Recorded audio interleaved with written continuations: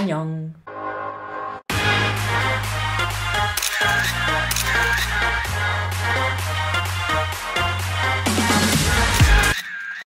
Salut tout le monde. Aujourd'hui, petite vidéo spéciale parce que ça fait 3 ans que j'ai créé ma chaîne. J'ai créé ma chaîne le 28 octobre 2018 et du coup ça fait 3 ans que je suis sur YouTube. Here we go, on y est. Merci aux gens qui me suivent depuis 3 ans, ceux qui me suivent depuis même 2 jours.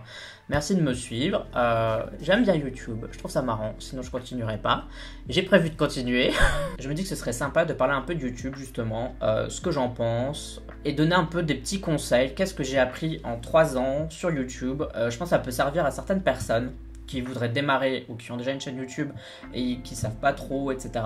Et je me suis dit que voilà, après ça reste que mes avis, que mes... Voilà, c'est par expérience, mes analyses, mes observations. Partons du début déjà, donc j'ai créé cette chaîne parce que j'avais du temps. Tout simplement, j'avais du temps pour faire des vidéos. Quand j'ai commencé en fait YouTube, vraiment au tout début, en fait je cherchais du travail. Et comme je galérais à trouver du travail parce que les gens, vous savez, ils demandent tout le temps... en gros, vous devez avoir 15 compétences différentes et si tu en as 12, bah, c'est pas assez. Il t'en manque 3 et ces 3-là, il fallait absolument les avoir. Donc ça, c'est littéralement ce qui m'est arrivé plein de fois. Vous savez, vous pouvez pas chercher du travail toute la journée. À la fin, votre moral, il en prend un coup. Vous recevez que refus sur refus. Puis à un moment donné, vous avez l'impression que vous avez répondu à toutes les annonces possibles et vous attendez, vous êtes comme ça, vous attendez qu'une nouvelle annonce... arrive, donc c'est un peu dur psychologiquement et j'avais besoin de m'occuper et je sais pas pourquoi j'avais pensé pendant mes études, j'avais envie de parler de K-pop déjà, je me disais j'aimerais trop donner mon avis aux gens sur la K-pop parce que je sais que j'ai plein d'avis dessus quoi et comme j'avais fait de la direction artistique, j'étais graphiste aussi, enfin bref j'étais un peu dans ce milieu là du visuel, j'avais entraîner mon œil à voir des choses, à analyser des choses, je me suis dit bah, peut-être que ça peut être intéressant pour les gens d'avoir l'avis de quelqu'un qui est dans ce genre de corps de métier et de voir en fait ce que j'en pense en fait visuellement de ce que je vois. Et du coup la chaîne est née et j'ai commencé à la faire. Bon allez, je vais le faire sérieusement. Et pendant 1 an, j'étais à fond, tout simplement, au point où au début je faisais 50% chercher du travail, 50% faire la chaîne YouTube. Puis après en même temps je faisais un peu de direction artistique, soit pour des potes ou rémunéré en freelance, ou alors je faisais du design en freelance et en même temps je faisais la chaîne YouTube. Donc c'était un peu ça. Et puis à un moment donné YouTube a pris de plus en plus de place. C'était beaucoup plus grand parce que je me suis rendu compte que c'est très long de s'occuper d'une chaîne YouTube. Honnêtement, pour ceux qui s'imaginent pas, ça peut être vraiment time consuming, comme on dit en anglais, ça prend beaucoup de temps. Je me suis rendu compte à la fin que je faisais que YouTube. C'est-à-dire, pour ceux qui se rappellent de la première année, je faisais 2 vidéos par jour quasiment. C'est-à-dire que je faisais 2 vidéos réactions tous les jours. Et honnêtement, c'était beaucoup. Au point où, en fait, à la fin, quand j'ai eu 1000 abonnés, je me suis dit, bon, analysons ma chaîne, quoi. T'as eu 1000 abonnés, c'était ton but. Voilà, je m'étais fixé ce but d'avoir 1000 abonnés après 1 an. Et je me suis dit, mais en même temps... Il y a des gens en 1 an, ils font 5000 abonnés, ils font 10 000 abonnés, ils font 20 000 abonnés. Je me suis dit, 1000, c'est pas incroyable. En gros, ça marche quand même, ça prouve que les gens sont intéressés parce que j'ai quand même réussi à avoir 1000 abonnés, mais ça marche pas de fou. Alors après, il y a plein de raisons pour lesquelles ça marche ou ça marche pas, bien sûr, et parfois ça dépend même pas de vous.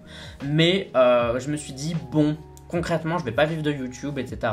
Et je passe peut-être un peu trop de temps dessus.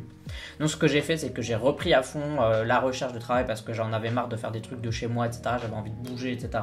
Même quand je gagnais des sous de chez moi à faire des designs et tout, bah... tu sors pas de chez toi, tu vois ce que je veux dire, c'est un peu chiant. Donc ce que j'ai fait, bah, c'est que j'ai repris un vrai travail, alléluia, j'ai trouvé un CDI. Sauf qu'en fait, c'était pas bien du tout. C'était pas bien du tout et j'y suis pas resté très longtemps, mais c'était pas bien du tout. Et en fait il y a eu le Covid et quand il y a eu le Covid quand on a dit ah ben vous devez rester chez vous, j'étais soulagé de rester chez moi tout simplement parce que je me suis dit en fait il y avait des gens trop toxiques sur mon lieu de travail et tout et bref je vais pas en parler en long large travers mais j'étais pas bien. Et en plus, comme je m'occupais moins de ma chaîne, je gagnais moins d'abonnés. Donc en fait, quand tu regardes un peu les chiffres, etc., bah, ça te déprime un peu, quoi. Et en fait, en gros, quand il y a eu le Covid, à la fois j'étais soulagé parce que je faisais une pause dans mon travail que j'aimais pas du tout. Et en même temps, je voyais que bah, mon travail ça allait pas et ma chaîne ça allait pas. Et je me dis, mais en fait, il n'y a rien qui va. Genre, j'ai pas de vrai métier, je gagne ma vie avec rien. Et le truc avec lequel je gagne ma vie, bah, je sais très bien que je vais le quitter d'ici 2-3 mois parce que c'est pas possible, j'aime pas trop, ça me plaît pas. Ça, c'était plus ou moins pendant la seconde année. J'ai eu beaucoup moins d'abonnés sur ma chaîne, etc. Beaucoup moins de vues parce que je sortais moins de contenu et tout, c'était hyper galère. Mais finalement, bah, merci le Covid parce que le Covid, ça m'a permis de reprendre un peu ma chaîne parce que du coup, j'avais plus que ça à faire vu que je pouvais pas sortir de chez moi. d'atteindre les 2000 abonnés, donc j'étais content de voir qu'il y avait quand même une progression logique, même si plus lente. J'ai fait plus de styles de vidéos, etc. Et puis j'ai aussi ouvert mon serveur Discord il y a un an, donc c'était en 2020, fin 2020, et on va dire ça s'est fini sur une bonne note, quoi. J'étais content de voir en plus qu'il y avait une communauté qui me suivait sur Discord. Je pense qu'il y allait y avoir 5 personnes et puis finalement il y en a eu facilement 20-25, donc de gens actifs, hein, je veux dire. J'étais content de voir ça, quoi, de me dire ah ok, il y a quand même des gens qui, enfin, pour qui je suis important entre guillemets, dans le sens assez important pour qu'ils se disent ah j'ai envie de passer du temps avec ce mec à parler sur un serveur Discord et à faire des jeux avec lui et être là pour lui, etc. Et c'est un peu ça rebooste un peu, quoi. Tu te dis ah il y a quand même des gens pour toi et ça fait quand même chaud au cœur, quoi. Et ça fait du bien, quoi. Et ensuite on arrive vers les 3 ans de la chaîne et entre les 2 ans et les 3 ans je m'en suis pas vraiment rendu compte, mais j'étais un peu déprimé pour être honnête, et je pense que enfin je sais pas, là c'est juste une supposition de ma part, mais je pense que ça a dû se voir dans les vidéos parce que je pense que j'étais tout simplement moins happy, tu vois, j'étais moins bubbly, etc.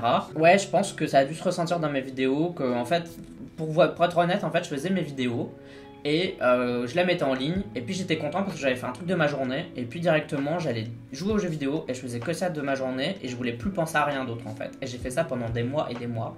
J'étais un peu déprimé, en fait, et je m'en suis pas vraiment rendu compte. Pour moi c'était normal, pour moi je faisais le boulot qu'il fallait faire. En gros, qu'est-ce que je pouvais faire de plus que ce que je faisais déjà, vous voyez ce que je veux dire?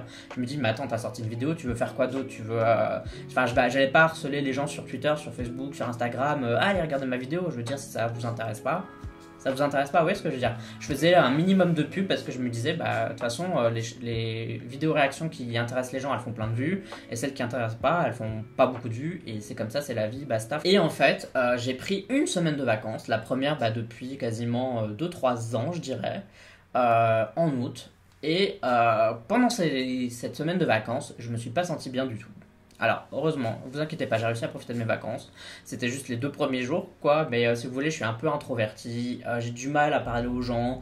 Quand je suis dans un groupe, je sais jamais comment me comporter, etc. Et là, du coup, je devais un peu me forcer parce que je devais rencontrer des gens, parler à des gens. Enfin, on était à une table de 7, quoi, de 8. On mangeait genre une pizza. Et moi, je suis la personne qui ne parle pas et qui fait que écouter les gens. Et j'ai l'impression de participer, hein, en écoutant les gens, mais je sais pas quoi dire, je sais pas quoi raconter. À part dire ah ma pizza elle est bonne. Enfin, tout le monde s'en fout, vous voyez ce que je veux dire, je suis un peu comme ça. Et du coup, socialement, je suis un peu inadapté, pour être honnête. Je sais pas si ça se voit, je sais pas si ça se ressent, mais c'est un peu ça, quoi. Je sais pas pourquoi, je lisais en même temps Les Culottés de Pénélope Bagieux. Conseille de lire ces BD si vous les avez pas lus. En gros, ça parle de femmes connues et moins connues qui ont fait des trucs incroyables dans leur vie. Je me suis retrouvé dans une situation super inconfortable où je sentais que j'étais hors de ma zone de confort parce que je devais parler à des gens pendant toute cette semaine de vacances parce qu'il y avait toujours des gens autour de moi et qu'à chaque fois on allait voir des amis de tel, de un tel, etc. et que je me sentais pas à ma place et que je savais pas comment faire. Et en même temps, je lisais ce bouquin où des gens faisaient des trucs incroyables et ils avaient du temps dans leur vie et ils étaient à fond dans un truc et ils réussissaient dans la vie, et je me suis dit mais attends, je suis nul socialement, je fais rien de ma vie, enfin je tourne juste ma vidéo, je la mets en ligne et puis je vais jouer à un jeu et puis je fais que ça, et en fait j'attends que le temps passe, quoi, littéralement, en espérant que ma chaîne marche beaucoup mieux d'un coup, alors que c'est pas ça le truc, il faut faire plus d'efforts pour que ta chaîne marche mieux. Et je me suis senti super mal, j'en ai pleuré littéralement, genre le soir je lisais la BD de Pénélope Bagieux et puis je me suis dit mais je suis vraiment une grosse merde, quoi. Cette BD elle me faisait beaucoup de bien et en même temps elle m'a fait du mal, si je peux dire ça comme ça, malgré elle, genre c'était pas la faute de la BD, mais je me suis remis en question, quoi, pour faire ça. Et là je me suis dit mais en fait t'as le cul entre deux chaises, quoi, parce que j'ai toujours mes petites activités à côté et j'ai toujours YouTube, et en fait je me considère pas comme un YouTuber. Enfin par exemple je dis à personne, quand je dis ah tu fais quoi de ta vie, je dis que je suis freelance, je dis à personne que je suis youtubeur, alors que je passe quand même beaucoup de temps sur YouTube et que je devrais le dire, en fait, que je suis un peu youtubeur, parce que c'est vrai, je suis créateur de contenu et graphiste. En fait, aux gens je disais que j'étais que graphiste, comme si j'assumais pas en fait ce statut de youtubeur.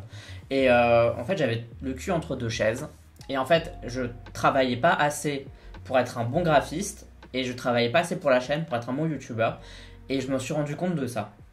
Je me suis dit mais ça va pas, quoi. Et ça m'a mis un coup de pied aux fesses. J'ai pleuré un bon coup et je me suis dit bon, t'as pas envie de te sentir nul comme ça toute ta vie, donc il faut vraiment que tu bouges le fion, quoi. Je peux pas le dire autrement, faut que tu bouges le fion. Let's go. Donc ce que j'ai fait, avec l'argent que j'avais de côté, etc., et en discussion avec mon mécène, si un jour il regarde cette vidéo, il se rendra compte. Merci d'être là, merci beaucoup. On s'est dit, bon, on va acheter des nouvelles lumières, une nouvelle caméra, des lumières là aussi, du meilleur matos tout simplement. Ça va me donner déjà un peu plus confiance en moi, ça va me donner un côté un peu plus pro sur YouTube. Tu vas un peu réfléchir à comment tu fais des vidéos, comment tu pourrais les varier, etc. C'est pour ça que depuis le début du mois de septembre, il y a un nouveau générique, machin. Je me suis dit, il faut que je me prenne en main et que je fasse une chaîne YouTube de manière plus pro et plus sérieuse, etc. Pour être honnête, je sais pas encore tout à fait ce que je fais, comment je le fais. J'ai des plans dans ma tête, j'ai des objectifs, j'ai des idées. Maintenant, je sais pas si ça va fonctionner, dans le sens, pour moi, est-ce que c'est viable entre guillemets, est-ce que psychologiquement, mentalement j'arrive à tenir le truc, et aussi est-ce que en face les gens derrière là, votre écran, est-ce que ça vous parle, est-ce que vous aimez ça, est-ce que vous trouvez que c'est cool, etc. Parce que pour moi là j'ai l'impression de faire des méga efforts en ayant une nouvelle qualité caméra machin, alors que pour vous c'est juste une upgrade genre basique, vous voyez ce que je veux dire, genre pour vous c'est juste un truc simple, etc. Mais pour moi c'est vraiment tous ces trucs là c'est quelque chose. Et je me suis rendu compte en fait que ouais, ça fait du bien en fait de voir des gens, et de, même si je suis awkward avec 8 personnes, en fait je me rends compte que je suis pas trop awkward avec une ou deux, et en fait bah why not faire ça en fait, genre essayer d'aménager ma vie comme... Enfin, vous voyez ce que je veux dire. Bref, tout ça pour dire que c'est un peu le résumé, on va dire mental, psychologique, de mes 3 ans sur YouTube. Comme vous avez vu, il y a des hauts, il y a des bas, il y a des moments super cool, il y a des moments moins cool, il y a de la remise en question, etc. Et je pense qu'il y a plein de gens qui doivent se dire, non mais attends, YouTubeur, c'est pas super compliqué. Il y a des gens, ils portent des trucs toute la journée, c'est super dur, c'est physique, etc. Mais honnêtement, pour moi, il y en a un qui est mieux, qui est moins bien que l'autre. Je pense que chaque métier a ses qualités et ses défauts. Et j'ai envie de dire que les qualités de youtubeur, c'est de pouvoir aménager justement son temps de travail comme on veut. Là, par exemple, si j'ai envie d'aller me faire un café, je peux. Et du coup, je peux prendre une pause. Si j'ai envie d'aller boire un thé, etc. D'ailleurs, je pense que c'est ce que je vais faire. Je peux. Et en même temps, bah, tu t'arrêtes jamais vraiment de travailler quand t'es youtubeur. Parce que par exemple, le samedi, alors que je sors pas de vidéo le samedi ni le dimanche, bah, parfois je me pose des questions sur ma chaîne. Vous voyez ce que je veux dire, ça reste toujours dans ma tête. Du coup, je me sens jamais tout à fait libre, quoi. Alors que je pense qu'il y a certaines personnes qui travaillent du lundi au vendredi. Bah, le samedi, le dimanche, c'est samedi, dimanche, c'est le week-end. Et ils pensent pas au travail parce que bah, le travail va recommencer le lundi matin. Bah, j'ai l'impression que quand tu es sur YouTube, le travail s'arrête jamais en fait. Genre tu y penses tout le temps, tout le temps, tout le temps. Et il faut arriver à vivre entre guillemets avec ça. Et je pense que les réseaux sociaux, c'est un travail très lourd psychologiquement et mentalement parlant. Bien plus qu'on se l'imagine, etc. Parce qu'en fait, on est face à soi-même tout le temps. En plus, vous savez aussi que sur les réseaux sociaux, il y a beaucoup de haine, beaucoup de gens qui critiquent ou qui ont toujours un truc à dire sur ce que tu fais. Et ça aussi, c'est pas hyper simple. C'est pas non plus hyper difficile non plus, hein, soyons honnêtes. Quand c'est répété quand même, bah, vous savez, c'est un peu comme le harcèlement. Quand c'est répété, bah, à un moment donné, c'est la goutte de trop et c'est hyper compliqué, quoi. Donc voilà, cette vidéo va faire 40 minutes ou 1 heure, mais c'est pas grave. C'est ma vidéo de 3 ans et c'est un peu pour vous dire comment je me sentais. Au niveau des vidéos et de la chaîne, voilà, quand même, je vais un peu parler de ça. Bah, je suis très content où je suis aujourd'hui. J'ai l'impression que j'ai la communauté que je mérite. Je sais qu'il y a des gens qui n'aiment pas qu'on dise ça, mais honnêtement, je pense que c'est un peu vrai. On a souvent la communauté qu'on mérite. On attire les gens qui sont attirés par nous, en fait, par notre personnalité. Et du coup, souvent, c'est des gens qui s'abonnent à toi ou qui s'intéressent à toi parce qu'ils se reconnaissent un peu en toi par rapport à ce que tu racontes, etc. Mais tout ça pour dire que j'aime bien la communauté que j'ai en ce moment. Merci de me suivre. Merci la Salini. Je suis pas expansif, et du coup pour les vidéos réactions c'est un peu compliqué parce que c'est vrai que j'ai du mal à faire de grands gestes machin. Je le fais de plus en plus parce que j'ai appris à le faire, mais c'est pas naturel chez moi d'être comme ça, genre je suis mort à l'intérieur je pense.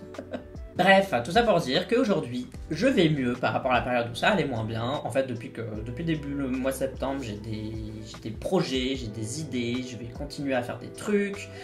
J'ai des petits streams qui vont venir aussi. Je voulais les faire au mois d'octobre, mais en fait, comme je déménage, pour ceux qui ne savent pas, là je déménage début novembre, donc on est fin octobre, début novembre je déménage.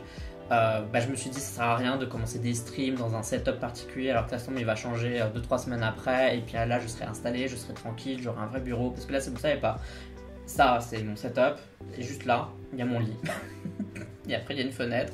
Juste là, il y a une porte qui mène à une salle de bain. Enfin, je suis pas dans un endroit propice, on va dire, au travail. Même si c'est une petite zone de travail ici, je me sens dans l'endroit où je dors, quoi. Vous voyez ce que je veux dire? Je vais continuer quand même à faire YouTube. Je vais être un peu plus sérieux, un peu plus professionnel au niveau de YouTube. Et je pense que ceux qui me suivent de manière assidue ont quand même vu que j'étais plus présent sur les réseaux sociaux, machin, etc. Je sais pas combien de temps ça va tenir, parce que si j'ai été découragé une fois, ça veut dire que je peux être découragé 2 fois, plusieurs fois. Là, je me sens quand même, j'ai un meilleur mindset et j'essaie de le garder le maximum de temps possible, et si c'est pour toujours, bah tant mieux. Voilà. Ça, c'était uniquement la partie, moi qui parle des 3 ans de la chaîne, et du coup, bon anniversaire à la chaîne, je pense que je l'ai même pas encore dit depuis le début, je sais plus, j'ai oublié, je parle tellement. Bah bien, bon anniversaire à la chaîne, et dans 3 ans finalement, essayons d'atteindre les 6 ans avec cette chaîne YouTube, ce serait plutôt cool. Voilà. Donc mes futurs projets, comme je vous l'ai dit, des streams, que ce soit sur YouTube ou sur Twitch, je vais être un peu plus régulier vis-à-vis de ça. Je vais peut-être créer une 3e chaîne. Alors je sais, j'ai une seconde chaîne que j'utilise pas trop maintenant, mais justement j'attends d'être dans ce nouvel appart pour reprendre cette seconde chaîne qui est donc une chaîne de gaming, etc. Comme je vous l'ai dit, je joue beaucoup aux jeux vidéo. Je me suis dit pourquoi pas montrer ce que je fais quand je joue aux jeux vidéo en fait, au lieu de faire ça dans mon coin. Il y a peut-être 1 ou 2 formats qui vont encore arriver, mais à un moment donné je vais pas non plus faire 40 000 formats différents. J'aime bien quand même que ce soit pas carré, mais qu'il y ait des catégories et que j'essaye de remplir toutes ces catégories une à une, et voilà. Mais après le centre de ma chaîne, ça restera quand même les vidéos réactions, je pense. Mais après, on sait jamais de quoi sera fait le futur, mais comme ça, vous êtes au courant. Pour les conseils YouTube, qu'est-ce que j'ai appris en 3 ans sur YouTube? Et voici les conseils que j'ai envie de donner aux gens qui démarrent YouTube ou qui ont déjà une chaîne YouTube. Ce que je pense, moi, ce qui devrait être fait. Et comme vous allez le voir, il y a plein de conseils que je n'applique pas à moi-même, parce que c'est toujours facile de le dire aux autres que de se l'appliquer à soi-même. De toute façon, ça vaut pour la vie entière, quoi. En premier, je dirais, c'est avoir sa marque, sa brand, comme on dit. Je pense que c'est important quand tu veux marcher sur YouTube d'avoir un truc qui te démarque des autres. En gros, qu'est-ce qui fait que tu es différent des autres, qu'est-ce qui te ressemble, etc. Et du coup, pour ceux qui ne savent pas, Monsieur Parapluie, à la base, c'est le parapluie. Donc le parapluie, vous avez la anse, enfin le truc qu'on tient, quoi, le bâton. Je sais même pas comment ça s'appelle, je suis nul. Et vous avez le parapluie, quoi, la baleine avec le tissu, etc. Et en fait, ça fait un J et un D en fait qu'on couche, parce que le D c'est la première lettre de mon nom de famille, et en fait c'est un monogramme tout simplement, et pour moi ça me ressemble en fait, le parapluie, c'est moi. Avec du recul, je me suis quand même dit, Monsieur Parapluie c'est un peu un nom de merde. J'ai même hésité à le changer, etc. Mais en fait, en parlant aux gens, je me suis rendu compte que les gens étaient habitués à ce nom, ils étaient attachés à ce nom, qu'il soit cringe ou pas, et que finalement ça me représentait vraiment, quoi. Et qu'il fallait pas que je le jette, et que c'était une très mauvaise idée de le jeter, etc. Et honnêtement, je m'en étais pas rendu compte, mais c'est vrai qu'à un moment donné, comme je voulais un renouveau au niveau de ma chaîne, je voulais même changer mon nom, etc. Et en fait, finalement, ce parapluie, ça me ressemble, etc.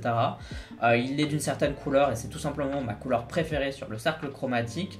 Donc vous voyez, c'est vraiment ça, c'est moi, quoi, tout simplement. Et je pense que quand vous démarrez YouTube, il faut avoir... Alors, je parle pas spécialement de design ou de trucs comme ça, mais votre pseudo, il doit être réfléchi, pensé, et ça doit être vous. Alors après, c'est pas obligatoire. Il y a des gens, par exemple, Antoine Daniel, c'est son prénom et son nom de famille.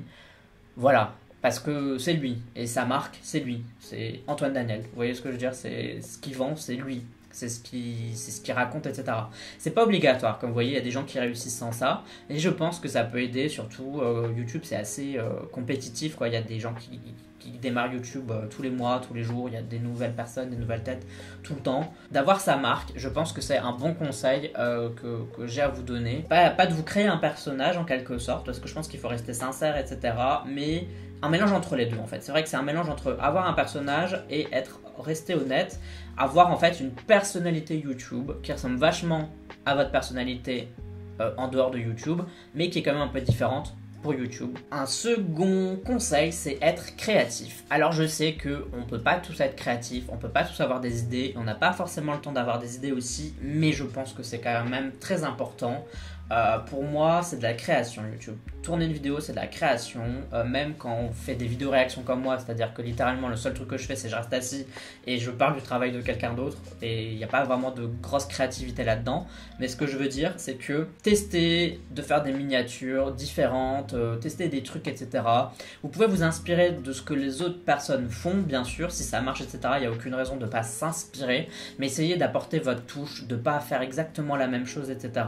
Essayez pas de copier les gens, ça sert à rien. Et c'est là où je dis qu'il faut être créatif, parce que quand tu es créatif, tu n'as pas ce problème de copier tout le temps les gens parce que tu as tout le temps des idées pour amener des trucs, etc. Par exemple, j'ai des jeux sur mon Discord et ce que j'essaye de faire, c'est d'imaginer les idées. Alors que je pourrais tellement aller sur Google et taper idées de jeux Discord, etc. Mais je le fais pas en fait. Alors si mes jeux ressemblent à d'autres jeux sur Discord, bah, c'est juste fortuit quoi, c'est une coïncidence. Mais tous les jeux là, c'est des jeux que j'ai entre guillemets inventés ou que j'ai essayé d'améliorer ou de mettre à ma sauce entre guillemets, même s'ils sont inspirés d'autres jeux par exemple. Et je pense que pour YouTube, pour Discord, pour tout ce que vous faites, c'est important d'être créatif et d'alimenter cette créativité. Et si vous n'êtes pas créatif ou créatif de base, essayez de le devenir. Enfin, c'est une compétence et comme toutes les compétences, ça s'apprend. Et copier les gens, c'est bien 5 minutes, mais à un moment donné, quand vous aurez plus personne à copier ou quand vous allez être, quand quelqu'un va vous mettre face au fait, parce que le truc sur YouTube, c'est qu'il y a toujours quelqu'un à un moment donné pour vous dire, mais ça ressemble à un truc que tu as fait d'une autre personne. Ah, vous voyez ce que je veux dire? Bah, vous allez être, enfin, vous savez pas quoi faire, vous allez trembler, vous savez pas ce que vous allez dire, répondre à la personne parce que la personne aura raison.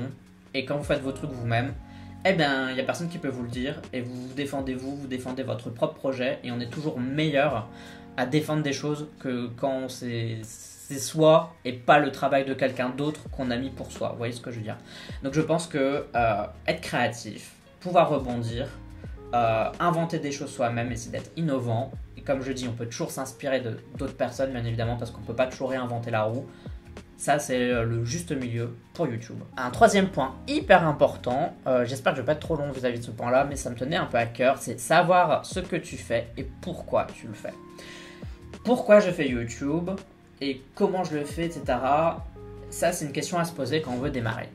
Quel est votre but quand vous voulez faire une chaîne YouTube? Par exemple, moi, c'était à la base pour m'occuper parce que j'avais du temps à perdre et j'avais envie de parler de K-pop parce que la K-pop, ça me passionne tout simplement. C'est vraiment une passion, j'aime beaucoup ça. J'aurais pas autant d'albums si c'était pas une passion. Mon but, c'était de véhiculer ça, quoi. De me dire, qu'est-ce que j'aime aussi? J'aime bien l'art, j'aime bien les visuels, machin et tout. Comment mélanger les deux? Et du coup, c'est là où je me suis dit, les vidéos réactions, ça existe déjà. Mais est-ce qu'il y a des gens qui font des vidéos réactions où ils analysent, en français bien sûr, je précise, qui analysent un peu plus les MV ou qui parlent un peu de leur avis plus au niveau visuel, etc. Et c'est vrai qu'il n'y en avait pas trop quand j'ai commencé. Et je me suis dit, voilà, c'est ça le truc qui me différencie des autres. Et c'est ça voilà, encore une fois, on parle de créativité, d'avoir sa marque. C'est un peu ça mon truc, quoi, finalement. Et je sais qu'il y a des gens, parfois, ils savent pas trop, ils ont envie de faire YouTube, mais ils savent pas trop quoi faire, etc. Honnêtement, ça va être un peu dur ce que je vais dire, mais c'est peut-être que c'est pas le bon moment pour vous de faire une chaîne YouTube. Parce que je pense que le plus important pour démarrer une chaîne YouTube, c'est de se dire « Ah, j'ai vraiment envie de parler d'un truc aux gens et ça me plairait vraiment de parler de ça. » Et voilà, c'est ce que je vais faire. Et si votre but, c'est juste « Ah, j'ai juste envie de faire des vidéos YouTube, ou j'ai juste envie d'être connu, ou j'ai juste envie d'être reconnu », je sais pas si c'est une bonne idée de faire une chaîne YouTube. Après, ça veut pas dire que si vous le faites comme ça, votre chaîne elle va pas marcher, machin, etc. Il y a des gens littéralement, ils font ça que pour être connus et ils ont réussi à être connus. Alors là-dessus, je sais qu'il y a des gens qui ont juste besoin de reconnaissance, machin, etc. Et qui ont juste besoin de se sentir populaire et vous voyez ce que je veux dire? Et je critique pas ça. C'est une motivation comme une autre. Maintenant, et là c'est mon avis honnête et voilà, genre vous en faites ce que vous voulez. Je trouve pas que ce soit super sain, dans le sens où je pense que quand tu as ce besoin-là, c'est que quelque part dans ta vie hors YouTube, il te manque quelque chose. Et je pense qu'il faut d'abord soigner ça, entre guillemets, genre soigner ce besoin de reconnaissance ou comprendre pourquoi tu as besoin de reconnaissance ou pourquoi tu as besoin d'être populaire ou pourquoi tu as besoin que les gens t'aiment, machin, etc. Pourquoi? Essayer de le soigner ou de comprendre et de s'écouter, etc. dans sa vie personnelle pour, une fois que tu arrives et que tu fais ton truc devant YouTube, t'en aies moins besoin. Parce qu'il y a des gens qui ne vivent que pour la fame, et je pense que c'est pas sain du tout, parce que si la fame n'arrive jamais, bah, ces gens-là, ça va leur faire du mal, ils vont peut-être tomber en dépression, et si la fame arrive, ils vont avoir envie d'être de plus en plus connus, de plus en plus reconnus, et finalement, ils font pas YouTube parce qu'ils ont envie de partager un truc avec des gens, ils font YouTube parce qu'ils veulent que ça marche en fait. Je pense pas que ce soit très sain, pour être honnête. Voilà, donc si c'est ça votre but, essayez que ce soit pas votre but, tout simplement. Essayez de faire YouTube, de faire des vidéos, parce que vous avez envie de parler d'un truc, que vous avez un point de vue sur les choses, que vous avez un truc à apporter et que vous pensez que ce que vous dites mérite d'être entendu et pas parce que vous voulez être une star. Et donc pour continuer avec ce truc-là de savoir pourquoi vous le faites etc., bah finalement vous allez faire des vidéos et ça va être super logique pour vous de faire certaines vidéos. Par exemple, je suis quelqu'un qui adore les classements. Du coup, une des premières vidéos que j'ai fait en dehors des vidéos réactions, c'est faire un K-chart, donc un classement de K-pop quasiment chaque semaine. Je fais des top 5 aussi, j'adore faire des trucs comme ça, j'ai fait des tier lists parce que ça me ressemble et je sais que ça me fait plaisir et du coup pour moi c'est pas chiant, vous voyez ce que je veux dire, c'est un plaisir de le faire et du coup c'est quand même mieux quand tu fais tes vidéos et que tu sais pourquoi tu les fais et que ça te fait plaisir de le faire parce que t'as une bonne raison de le faire, parce que ça te ressemble. Sur Discord, un des premiers jeux que j'ai fait, c'est Lucid Vision. En gros, c'est basé sur l'Eurovision. Donc, encore une fois, une histoire de classement, de points à donner. Et j'adore faire ça. Et je m'investis beaucoup dessus sur le Discord parce que j'adore faire des classements. Vous voyez ce que je veux dire? Et c'est des contenus qui me sont venus tout seuls, quoi. Vous voyez ce que je veux dire? Quand vous savez pourquoi vous faites les trucs, ben, en fait, après, faire du contenu, c'est pas compliqué. Vous savez pourquoi vous faites les choses. Et il faut jamais... c'est votre boussole, faut jamais perdre ça de vue, quoi. Les miniatures sont assez importantes, comme vous le savez. Les gens vont avoir envie de cliquer ou pas sur votre miniature, si elle est belle, si elle est mal faite, si elle est colorée, si elle n'est pas colorée. Moi, mes miniatures, elles ressemblent un peu à qui je suis. Un truc que j'aimais pas trop et que je faisais pas avant. En fait, ce que je faisais avant, quand je faisais mes miniatures, c'est que je prenais un moment de ma vidéo et puis c'était ma tête que je mettais en fait dans la miniature. Parce que je me suis dit, bon bah vu que c'est un moment qui s'est passé dans la vidéo, c'est une tête que j'ai fait de manière sincère durant ma réaction, du coup ma miniature est sincère. Mais le problème c'est que c'est YouTube et qu'il faut un peu exagérer les choses, machin, etc. Le truc c'est quand je fais juste des bah c'est un peu exagéré. Mais ça me ressemble pas trop en même temps et j'avais un peu du mal avec ça pour être honnête au début. Donc maintenant qu'est-ce que je fais? De temps en temps je fais des miniatures qui sont encore plus ridicules, qui sont encore plus nawak, tout simplement parce que là justement je trouve ça plus drôle d'exagérer le truc à fond en fait. Je trouve ça plus débile et je trouve que c'est mieux et plus rigolo et ça me ressemble plus finalement ce côté où on se moque un peu de soi-même que de faire juste des... Vous voyez ce que je veux dire? Genre je préfère faire des trucs comme ça en fait. Donc voilà, les miniatures c'est important. Ça dépend ce que vous faites, bien sûr, parce que peut-être que vous regardez ma vidéo et que vous allez faire, je sais pas, un truc sur des motos, etc. Regardez ce qui se fait quand même autour de vous, les gens qui font la même chose, et vous allez un peu avoir un aperçu de ce qui se fait en général et ce qui a l'air de marcher en général. Genre comment composer sa vidéo, et il y a aussi plein de tutos sur YouTube sur comment faire des bonnes miniatures, donc je vous invite à les regarder parce que c'est toujours ça en plus, c'est éduqué quoi, donc c'est quand même important. Tag, alors les tags dans les vidéos c'est hyper important aussi, ça va permettre aux gens de vous trouver, les gens qui ne vous connaissent pas, et il y a plein de gens qui ne savent pas utiliser les tags et c'est assez ouf quand même, et je vous avoue qu'au début j'avais un peu du mal, mais j'ai vite compris comment ça fonctionnait quand même, parce que je me suis très vite renseigné. Et en fait, c'est simple, imaginez que c'est Google. Voilà, tout simplement. Je vais vous donner un exemple. Vous faites une recette de quiche Lorraine en vidéo. Ne mettez pas recette, ne mettez pas quiche et ne mettez pas Lorraine séparément parce que des quiches, il y en a plein, des recettes, il y en a plein. Lorraine, c'est aussi une zone géographique. Donc, quelqu'un qui veut avoir des informations sur la Lorraine, il s'en fout de votre recette de quiche Lorraine. Vous voyez ce que je veux dire? Ce que vous devez écrire dans votre tag, c'est comment faire une quiche Lorraine. Et ça, c'est un tag entier, c'est un seul tag. Ou recette de quiche Lorraine. Ça, c'est un tag entier. Ou quiche Lorraine. Parce que c'est le contenu de votre vidéo. En fait, il faut imaginer ça comme une recherche YouTube. Il faut imaginer ça en fait comme une recherche Google. Qu'est-ce que les gens vont taper pour trouver votre vidéo? Ou qu'est-ce que moi j'écrirais pour trouver une vidéo comme ça? Si vous faites, je sais pas, let's play sur Pokémon, eh ben, vous allez pas juste taper let's play ou juste taper Pokémon, c'est débile. Parce que juste taper Pokémon, ben déjà vous allez être noyé par la chaîne officielle de Pokémon, ça sert à rien. Juste taper let's play, vous allez être noyé par tous les let's play qui existent. Mais si vous faites un let's play sur Pokémon Omega Ruby, très précisément, eh ben vous tapez dans vos tags let's play Omega Ruby, parce que c'est ce que les gens vont chercher s'ils veulent chercher un let's play sur Omega Ruby.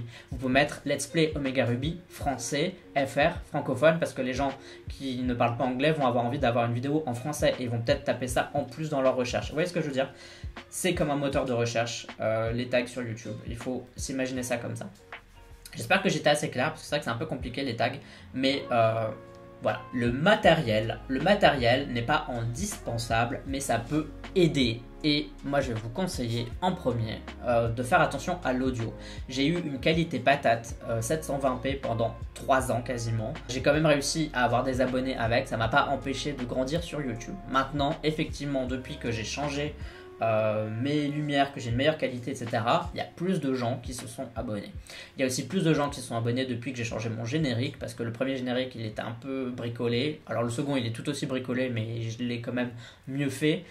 Et c'est quand même assez important. C'est pas le plus important. Il y a des gens qui utilisent la lumière extérieure, ils n'ont pas vraiment de lumière, ils se filment avec leur téléphone portable, ils n'ont pas de caméra, de webcam spécialisée, et ça marche très bien pour eux. Mais si comme moi, vous avez du mal entre guillemets à ce que les gens s'abonnent à vous parce que vous avez une personnalité un peu particulière, la qualité vidéo peut vous aider, et en plus ça va aussi vous donner confiance parce que ça va vous donner cette impression de voilà, ah c'est plus professionnel, etc. Donc moi je vous conseille en premier d'acheter un micro si vous démarrez YouTube, ou si vous avez déjà un bon micro de l'utiliser. Le micro, le son c'est le plus important je pense, et ensuite vous pouvez améliorer au fur et à mesure, une fois que vous avez un peu d'argent de côté, des lumières et tout simplement aussi un décor, etc., un fond vert par exemple. C'est un conseil que je vais vous donner, c'est pas indispensable, c'est pas ça qui va faire que votre chaîne YouTube va fonctionner ou non, mais je pense que ça peut aider à ce que ce soit plus agréable pour les gens qui vous regardent. Donc encore une fois, je précise, c'est pas hyper important, mais ça peut aider. Prochain conseil, être régulier. Alors là, ça dépend un peu ce que vous faites. Par exemple, moi je fais des vidéos réactions, donc être régulier c'est un peu compliqué, parce que s'il y a des vidéos réactions qui sortent le vendredi, il y en a peut-être qui vont pas sortir le jeudi, il y en a qui vont peut-être sortir le samedi, puis la semaine d'après il y en a qui vont sortir le lundi, le mercredi. Parfois ça va à des horaires différents, généralement c'est toujours le même horaire, mais parfois il y a certains groupes qui veulent faire un peu différent des autres, genre Blackpink qui vont sortir un truc à 6h du matin ou à 4h du matin, je sais pas, bref. C'est compliqué d'être régulier par exemple quand on fait une vidéo de chaîne réaction, parce que moi je dois suivre l'actualité, donc je dois essayer de sortir ma vidéo réaction en même temps que l'actualité. Donc le MV sort à 11h, bah c'est bien que je sorte ma vidéo entre 11h et 15h, parce que ça paraît logique. Les gens vont regarder le MV et après vont avoir envie de regarder des vidéos réactions dessus. Mais si vous n'êtes pas comme ça, si le contenu de votre chaîne YouTube n'est pas sur l'actualité, un peu comme moi ce que je fais, eh bien c'est quand même mieux d'avoir une régularité. Bon, moi par exemple j'ai accès sur YouTube à quand est-ce que les gens regardent le plus mes vidéos, donc j'ai une tranche horaire quasiment tous les jours, quel est le mieux, etc. La tranche horaire est la même quel que soit le jour de toute manière pour moi, donc c'est mieux que je poste à ce moment-là par rapport à ma communauté. Donc à vous de voir un peu à quel moment vous voulez le faire. Si vous démarrez, je pense que c'est bien que vous fassiez un rendez-vous avec les gens, que vous sachiez quand poster des vidéos, à quelle heure. Je pense que la régularité c'est assez important à ce niveau-là, comme ça les gens ils savent qu'ils ont le rendez-vous à telle heure, tel jour, ils savent qu'ils ont une vidéo de vous qui va arriver, et je pense que c'est important de faire ça. Et aussi la régularité tout court, en sortir des vidéos. Par exemple, ce qui m'arrive parfois, donc ça c'est un conseil que je ne m'applique pas spécialement, c'est de sortir un K-Charts et puis il n'y a pas trop d'actu et j'ai pas spécialement envie de faire de vidéos cette semaine là, donc du coup je ne fais que le K-Charts et puis j'attends la semaine d'après pour refaire un nouveau K-Charts et faire d'autres vidéos ou réactions sur les trucs qui vont sortir lors de cette semaine là. En soi je devrais pas faire ça, je devrais quand même être présent sur les réseaux, sur YouTube et écrire des choses. C'est important en fait que vous soyez présent. Alors je dis pas que vous devez sortir énormément de vidéos, vous pouvez ne sortir qu'une vidéo par mois, qu'une vidéo par semaine. Il y a quand même cette idée de régularité où si vous voulez faire une vidéo par mois, à la fin de l'année, vous devez en avoir 12. Voilà, parce que c'est un contrat que vous passez avec les gens qui vous suivent. Et c'est pareil, pour moi, toutes les semaines, je sors le K-Chart, il faut que je sois présent et que je sorte le K-Chart, c'est un rendez-vous. Les gens savent que tous les lundis à 18h, je fais le K-Chart et je laisse pas tomber les gens. Le lundi, je fais tout mon possible pour que le K-Chart sorte à 18h et faire la première. Ensuite, quand vous avez YouTube, vous allez avoir un super truc, ça s'appelle les commentaires, les likes, les dislikes. N'ayez pas peur des dislikes parce que des dislikes c'est de l'engagement et c'est super important sur YouTube. Donc pour ceux qui ne savent pas, je vais un peu expliquer. YouTube, lui, ce qui est important pour lui, pour la plateforme, c'est que vous passiez du temps sur YouTube. Plus vous passez du temps sur YouTube, plus vous regardez de vidéos, plus vous potentiellement vous regardez de publicités et c'est du temps que vous ne passez pas ailleurs. Et pour YouTube, le plus important, c'est la rétention d'audience. Donc retenir l'audience, qu'elle reste sur la plateforme. Pour ça, il y a l'engagement. Il faut que les gens se sentent engagés. Quand les gens tapent un commentaire, eh bien, ils regardent la vidéo et en même temps, ils passent du temps à écrire un commentaire. Quand les gens like ou dislike, même si c'est 5 secondes pour faire un like ou un dislike, c'est quand même une action que la personne fait sur votre vidéo. Et donc pour YouTube, c'est mieux d'avoir une vidéo qui a genre 5 dislikes qu'une vidéo qui a 0 dislike. Parce que c'est-à-dire que les gens ont ressenti une émotion suffisamment forte pour se dire je vais disliker cette vidéo et que les gens se sont engagés à faire quelque chose. N'ayez pas peur d'avoir des dislikes quand vous êtes youtubeur. Alors bien sûr pour certaines personnes ça va être un peu compliqué parce que vous allez prendre ça pour vous, vous allez vous sentir mal, etc. Ne vous sentez pas mal. Il y a des gens qui vous dislike sans raison, il y en a des gens qui vont même pas regarder votre vidéo et qui vous aiment pas, vont juste disliker ce que vous faites. Dites-vous que c'est la rançon du succès. À partir du moment où vous avez des dislikes, c'est que vous touchez les gens d'une manière X ou Y, ou que vous les énervez suffisamment, ou qu'il y a un truc machin.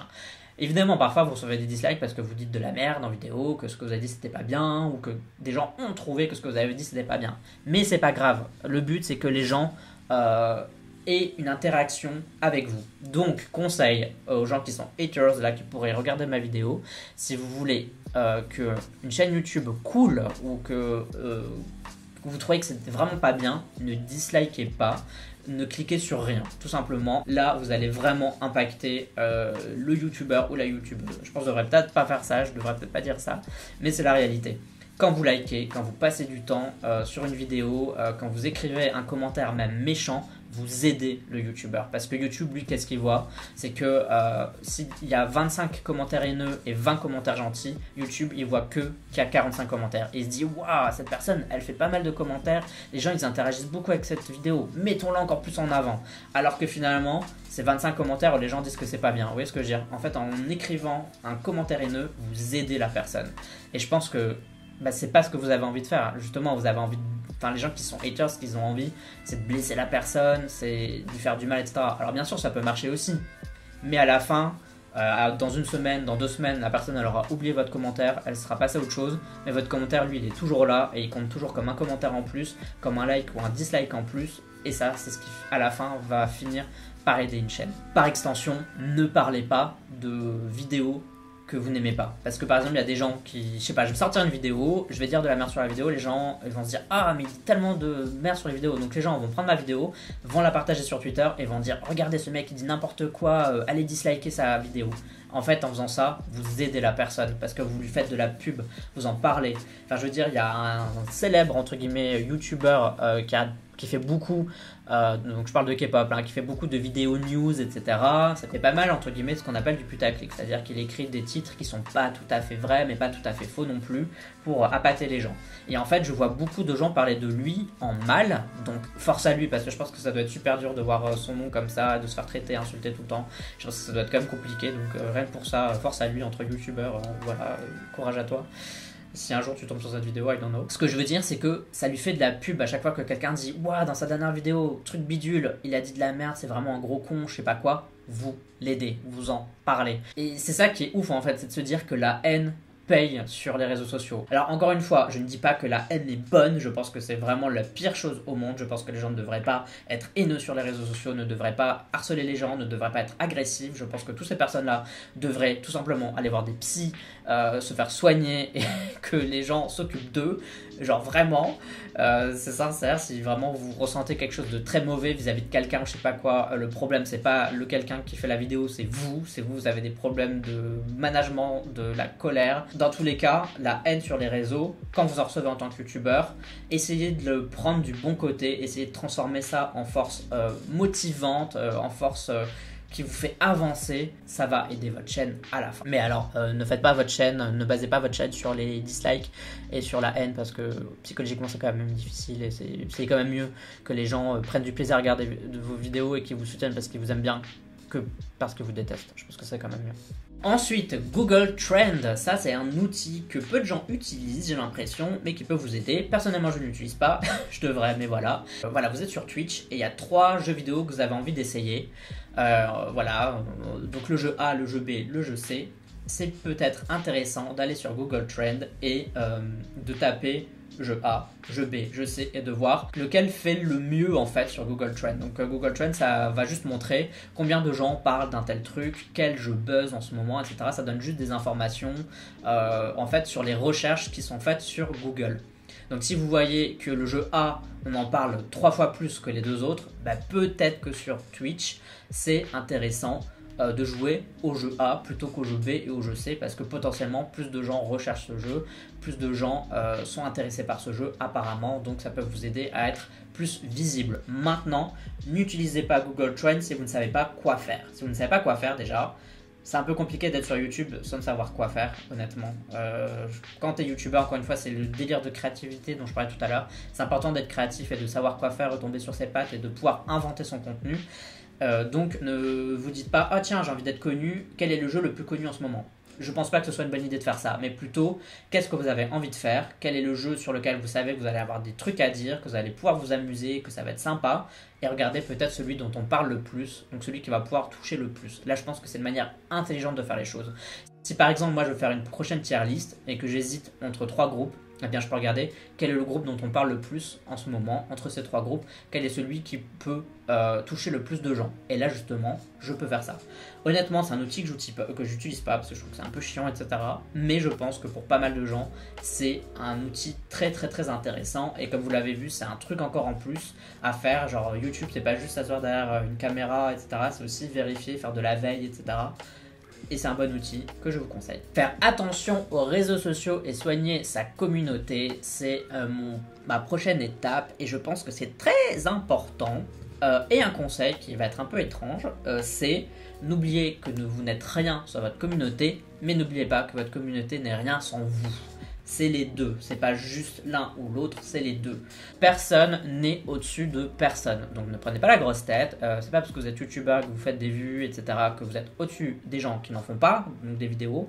Vous n'êtes pas au-dessus de vos fans, vous êtes un être humain et ces fans sont des êtres humains. Déjà, si on part de ce principe-là, tout le monde va être content. Ce que je veux dire, c'est que si vous voulez juste faire YouTube, avoir des vues, être connu, gagner de l'argent et ne pas vous occuper des gens qui sont là pour vous, ça sert à rien. Quand j'ai créé mon serveur Discord, je savais ce que ça engageait. C'est-à-dire, je me suis dit, un serveur Discord, ça veut dire que tu vas devoir le gérer, le modérer et tu vas devoir parler dedans. Il y a des gens qui créent un serveur Discord et ne vont pas dessus et ça sert juste pour eux de faire leur promotion, etc.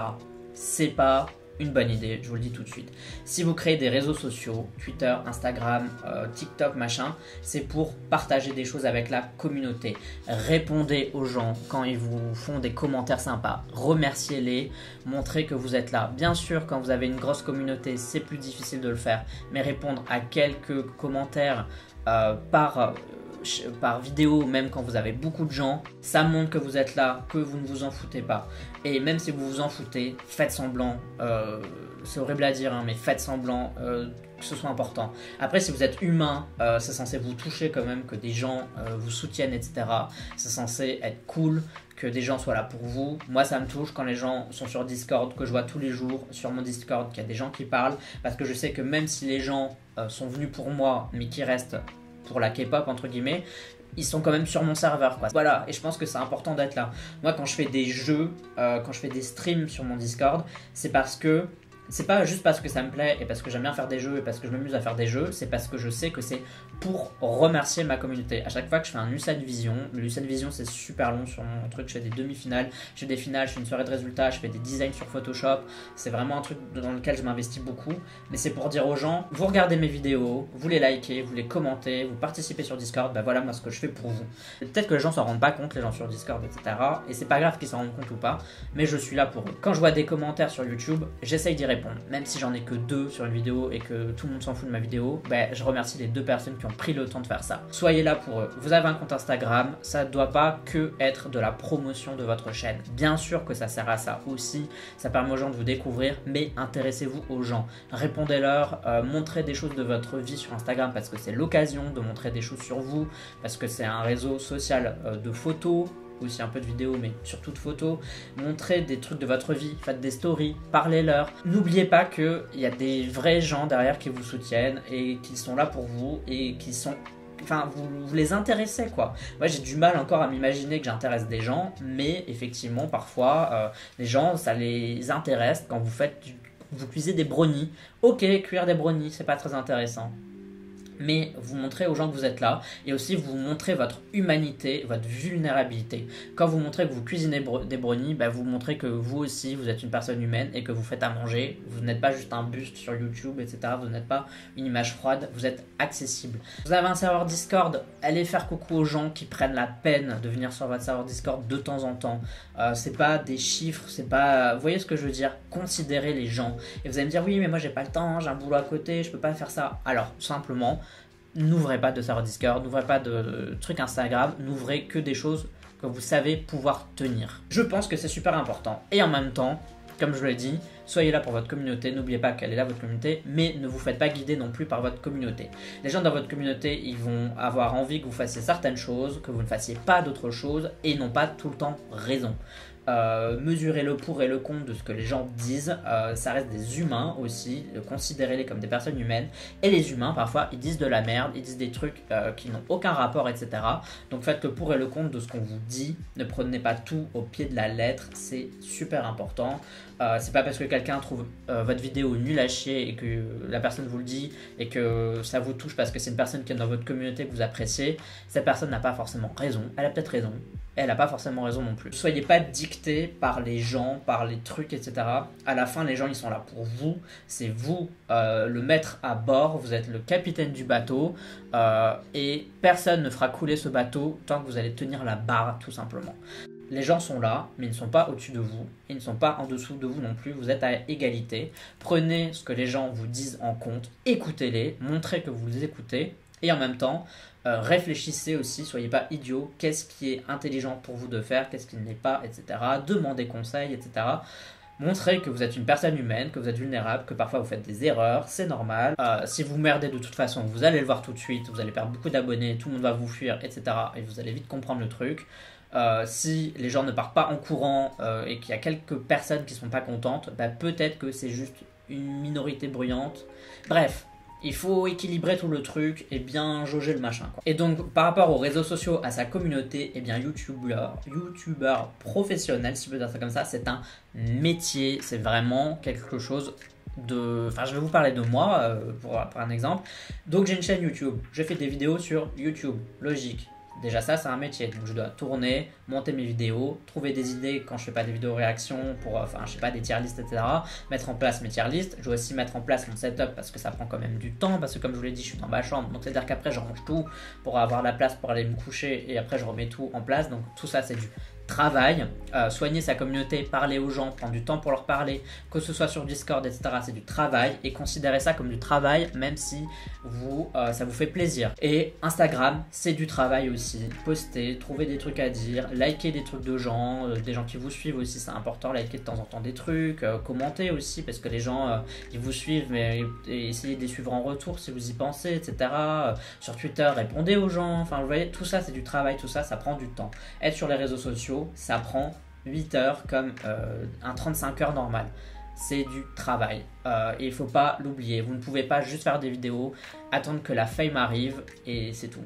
C'est du travail. Et dernier petit conseil, et là c'est plus pour la santé mentale, c'est très compliqué d'être sur YouTube et sur les réseaux sociaux. Pourquoi? Parce qu'on travaille de chez soi, on voit pas forcément beaucoup de gens. Notre seule vie sociale en quelque sorte, ça va être les commentaires sur YouTube, les gens sur les réseaux sociaux.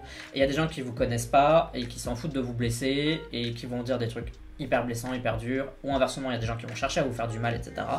Je vous conseille un truc, c'est sortir de chez vous. Et oui, c'est moi qui dis ça. Sortir de chez vous, décrocher des réseaux sociaux aussi, parce que là je viens de dire qu'il fallait s'en occuper et que c'était un vrai travail. Et effectivement, je pense que si vous faites ça à plein temps, YouTube, mettez des horaires pour faire YouTube. Par exemple, voilà, 6 heures le lundi, je m'occupe pendant 6 heures de mes réseaux sociaux, de faire des idées de mes vidéos, améliorer des petits trucs.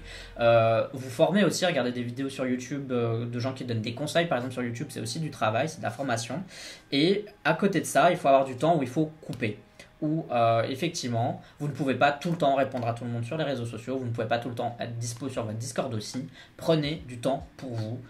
Prenez du temps pour manger bien, correctement, faire un peu de sport, j'en fais pas, je devrais, mais c'est un conseil que je vous donne quand même. Personnellement, moi, ça me fait du bien de voir des gens, des amis dans la rue quand j'ai du temps et d'aller boire des petits bubble tea, des trucs comme ça.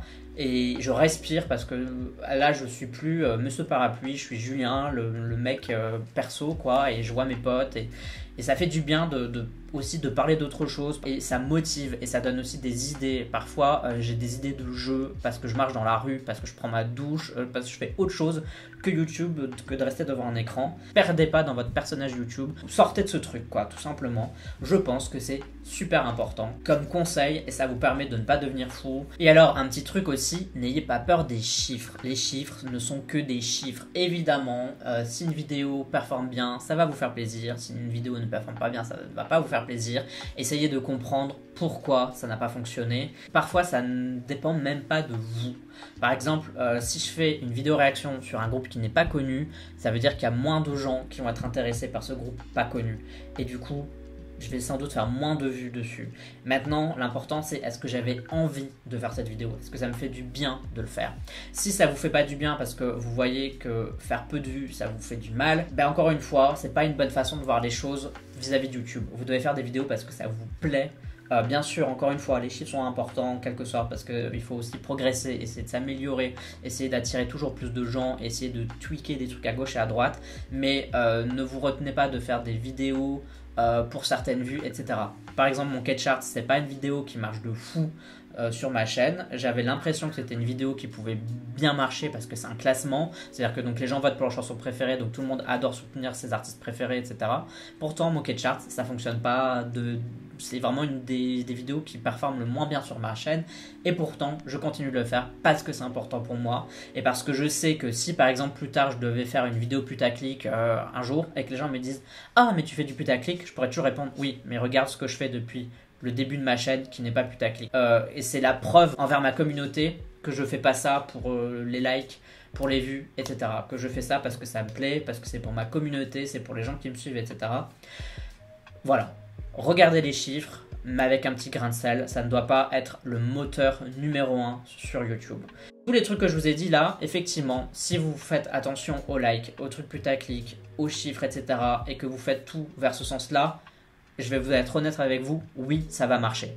Oui, si vous faites ce que les gens veulent de vous, ça va marcher. Si vous faites du putaclic, oui, ça va attirer des gens. Si vous faites des vidéos qui ne vous plaisent pas, mais que vous savez qu'ils vont marcher, oui, ça va fonctionner dans tous les cas. Maintenant, mentalement, personnellement, je sais pas si c'est gratifiant à la fin. Je sais pas si à la fin on est fier de soi quand on se dit ce que je fais, c'est pas du tout quelque chose qui me représente et je fais ça que pour avoir l'aval d'autres personnes que je vais peut-être jamais rencontrer ou qui s'en foutent de moi en fait finalement. Vous voyez ce que je veux dire?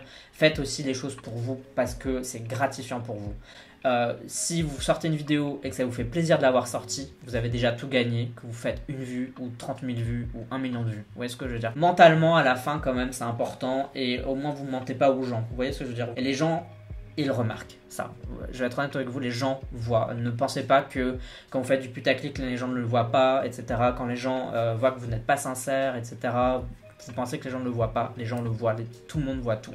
Les gens voient quand vous êtes réel et c'est ce qui va alors vous permettre de s'attacher à vous, quoi, parce que vous allez être relatable, quoi. Vous êtes un humain, quoi. Les chiffres, c'est important, pas trop non plus. Enfin, il faut mettre un grain de sel, il faut bien juger le truc. Et je pense que faut mettre un peu de tout, quoi. Il faut faire des trucs qui fonctionnent, mais faites aussi des choses pour vous. Essayez de faire un peu de tout, quoi. Et trouver l'équilibre en fait entre trop de putaclic et que faire des trucs qui marchent et ne faire jamais des trucs qui marchent pas mais qui vous font plaisir. Je pense que c'est un bon équilibre. Bon voilà, finalement cette vidéo est très longue. Merci de l'avoir regardée. Merci de me soutenir depuis le début, depuis un jour, depuis une heure. Merci beaucoup, ça me fait plaisir. Et j'espère qu'on continuera ensemble pendant un petit bout de chemin. Rejoignez-moi sur Discord. Vous pouvez me suivre aussi sur les autres réseaux sociaux si ça vous intéresse. Et encore une fois, tu me suis si t'en as envie uniquement si t'en as envie. Mais si tu décides de t'abonner, eh bien... merci beaucoup. Et voilà, je sais pas quoi dire d'autre. Encore merci à tous. Bon anniversaire, ça fait 3 ans que je fais cette chaîne et espérons que je puisse la continuer plus tard. Au revoir, je pense. Annyeong. Et merci d'avoir regardé cette vidéo. Blablabla. Bye bye bye bye.